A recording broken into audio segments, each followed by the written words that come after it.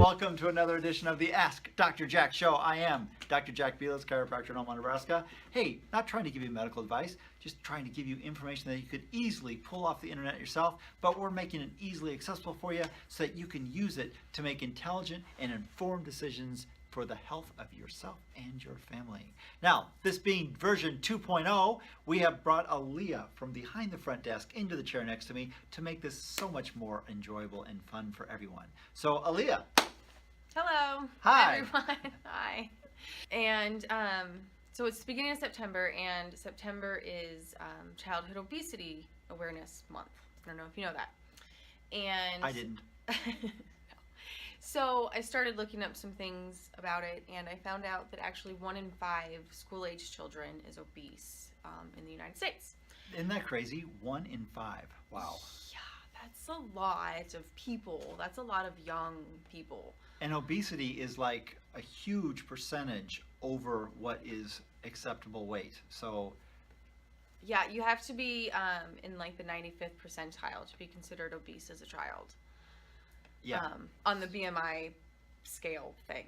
So, but anyways, so I thought we could talk a little bit about obesity and things that cause obesity and what this problem is and why we're having such a problem.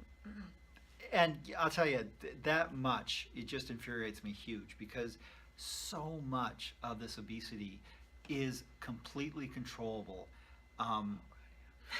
You know, and it's just crazy. But a lot of it has to do with education because a lot of people don't realize what's causing it and they don't get to the bottom of it. They think some of the stuff that they're doing, which is really bad, is actually good because of all of the, you know, things on TV Because of what's and whatever. popular. That's right. You know, if you look at the percentage of obesity back in the 60s and even the early 70s, I mean, huge different story. But it was a lot of it had to do with the foods that were available to people. You know, it was a lot healthier time to be living because they didn't have all this processed crap in the stores to pick from. It was mostly stuff that you went home and you cooked it like you're supposed to. And, you know, TV dinners were just starting. And now, my gosh, we don't talk about TV dinners because everything is a TV dinner.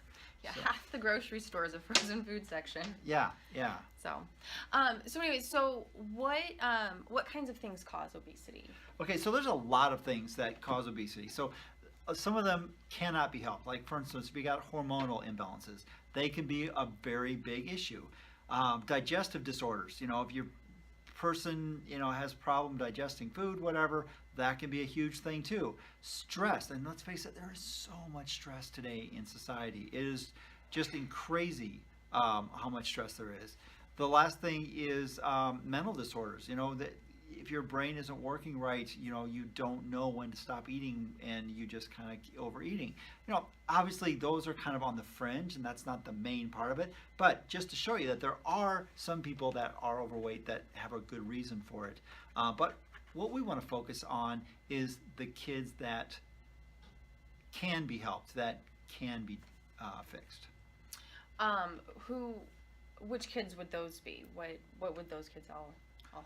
Okay, so the biggest problem that we have that is fixable is a kid who is suffering from a condition called insulin resistance. And basically, what happens is you've got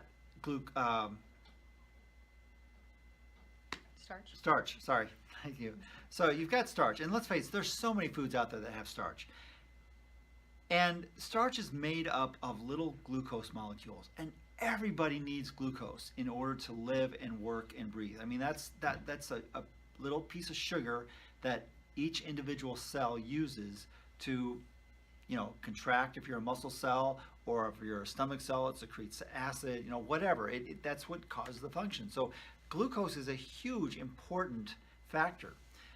What happens is that when you start eating some starch, the starch should be just slowly digested. And as that starch breaks those little glucose molecules, they find their way into the bloodstream. And as they find their way in the bloodstream, it kind of starts growing the percentage of glucose in the blood. And when it reaches a certain level, the brain says, whoa, we got a problem here.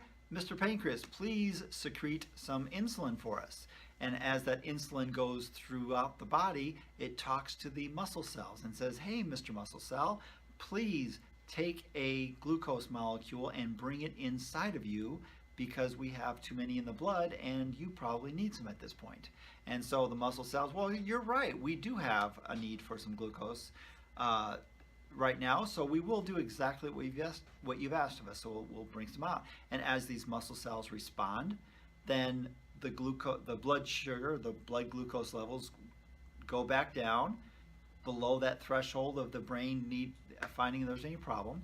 Meanwhile, the body keeps digesting that starch, and slowly but surely that blood glucose level starts to climb, and when it reaches that certain point again, then the brain talks to the pancreas and the whole thing starts over again. Meanwhile, all that time, the muscle cells have been working, they've been using what they had just brought in, and by the time the next call to action comes out by the insulin, they're ready for more. And that's the way it should work. With an insulin resistant person, they digest that starch like that. The whole thing just disintegrates, and those glucose molecules flood the bloodstream all at once. And so now we've reached that threshold. The brain says, okay, let's have the pancreas secrete some more insulin. And as it does it, they talk to the muscle cells. The muscle cells, yep, we're ready to bring one in. And after they do their job, the glucose level has come down, but not anywhere near enough. So now the brain's talking, hey, pancreas secretes more insulin. The insulin goes out, talks to the muscle cells, but this time they haven't had any time to work. They haven't had any time to burn up the glucose that they just took in. So they literally can't take in anymore. Muscle cells don't grow bigger just by bringing in more glucose. There's only so much room inside a muscle cell for glucose. So they don't respond. They resist doing what the insulin is telling them to do. A little time goes by, that level's still high, the brain starts to panic now. It says, pancreas, we need you to release some insulin. We got to get this blood sugar level down. And now we've got so much insulin in the body, raging throughout the body, that it's no longer trying to get the muscle cells because they can't do anything, but now we've got enough insulin to talk to the fat cells. And says, okay, fat cells, muscles aren't listening to us. You guys go ahead and bring in the glucose molecules. And these fat cells, they love it because they can get as big as you want them to. They'll bring in as much glucose as you want them to. But not only does that insulin, when it gets to a certain level, talk to the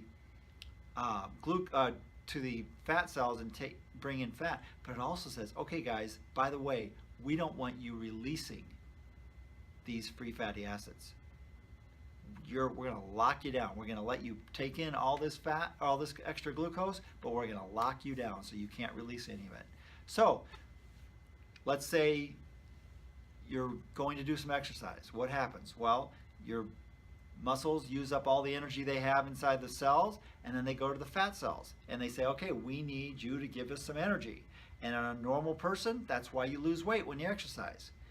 Insulin resistance people have a very difficult time losing weight because there's so much insulin that when that person gets tired and they use up all that energy in the muscle cells, now the fat cells cannot release and they're in trouble. So big story there. Wow. Okay, so basically starch, which is in all grains, potatoes, breads, pastas, is made up of sugar molecules, and these molecules get broken down very quickly in your intestines and are released into the blood too quickly. So your pancreas starts producing insulin to get it taken care of. And at one point, your muscles get full of taking in this glucose and stop, and so then you produce more insulin, and your fat cells start to take it in. And then it locks them down. Yep, and that's right. And then that insulin doesn't allow those to be re-released because then it would spike glucose again. So exactly. That's why just exercising doesn't work for people that are insulin resistant. That's absolutely the case. So hope you got something out of that. If you want some more information about this, I have a great PowerPoint presentation. I can do it to you in the office here. We can come to a group.